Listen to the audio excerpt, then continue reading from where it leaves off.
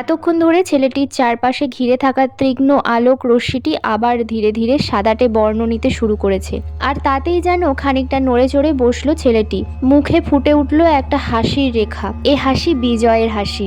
আরও জোরে জোরে উচ্চারিত হতে লাগলো বীজ মন্ত্র। একটু পরই কানের কাছে বেজে উঠল একটা মধুর কণ্ঠস্বর। কে যেন ফিসফিস করে বলে উঠল, সামনে তাকাও, সে আসছে, তাকাও সামনে, আমার ডাকে সাড়া দিতে সে আসছে। ধীরে ধীরে মাথা তুলে সামনের জমাট বাঁধা অন্ধকারের দিকে তাকালো ছেলেটি। আর তাকাতেই দেখলো ধীরে ধীরে জমাট বাঁধা অন্ধকারটা যেন গলতে শুরু করেছে। আর তার পরিবর্তেই জন্ম নিতে শুরু করেছে একটা ক্ষীণতর আলোক বিন্দু। বিন্দুটি ধীরে ধীরে বড় হতে হতে চারিদিকটা যেন উজ্জ্বল হয়ে উঠল। দেখলো আলোটা বের হচ্ছে তার ঠিক সামনে দাঁড়িয়ে থাকা এক নারী মূর্তির শরীর থেকে। উফ, কি সেই তীব্র আলো, যেন নিমেষেই ঝলসে দিয়ে যাবে সবকিছু। এবার বীজমন্ত্র থামিয়ে হাত দুটো উরুর ওপর থেকে তুলে বুকের কাছটায় এনে জড়ো করলো ছেলেটি। আর তাতেই যেন সামনে দাঁড়িয়ে থাকা দেবী প্রসন্ন হাসি হাসলো। আর হাসতে হাসতে মায়াবী কণ্ঠে বলে উঠল, তুমিই ডেকেছিলে আমাকে, কিন্তু তুমি তো তান্ত্রিক নও, নাবালক।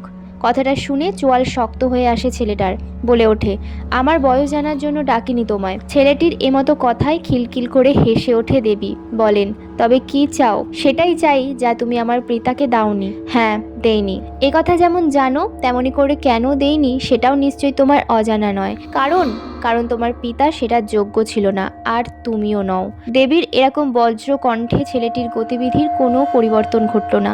সে আগের মতোই শান্ত কণ্ঠে বলল, ও তাই, বেশ, চাই না, যদি পারো চলে যাও। কথাটা বলেই হাত দুটো মুষ্টিবদ্ধ করলো ছেলেটি। দেবী কিন্তু গেলেন না, তাকিয়ে থাকলেন মুষ্টিবদ্ধ হাতের দিকে। আর তাতেই চোখ দুটো দপদপ করে জ্বলতে শুরু করলো। এতক্ষণ শান্ত মায়াবী কণ্ঠে কথাগুলো বললেও এবার কণ্ঠ নেমে আসলো হিংস্রতায়। জেদ করো না, গেট ছেড়ে দাও।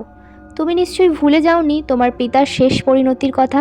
আর তোমার পিতা এটাও নিশ্চয়ই বলে গিয়েছিলেন যে জেদ কতটা বিপদ ডেকে আনতে পারে। আর সেই বিপদ কি সেটাও নিশ্চয়ই তোমাকে বলে দিতে হবে না। মৃত্যুই একমাত্র শাস্তি তোমার। না, একদমই ভুলে যাইনি আমি। আর এটাও ভুলে যাইনি পিতা আমাকে বিশ্বাস করেছিলেন বলেই তার পরিণতি এমন হয়েছে। কিন্তু আমি তোমাকে বিশ্বাস করি না। পিতার আরেকটি ভুল ছিল, সেটা হলো সংসারের মায়া থেকে এসব সাধনা হয় না, ফলাফল মৃত্যু। তিনি ওনার প্রাপ্তিটা বুঝে পেয়েছেন। তাহলে গেট ছাড়বে না তুমি? না, কোনোভাবেই না। বেশ, তবে এই নাও। কথাটা বলতে বলতে একটা হাত উঠে আসে সামনের দিকে। পরবর্তী গল্প।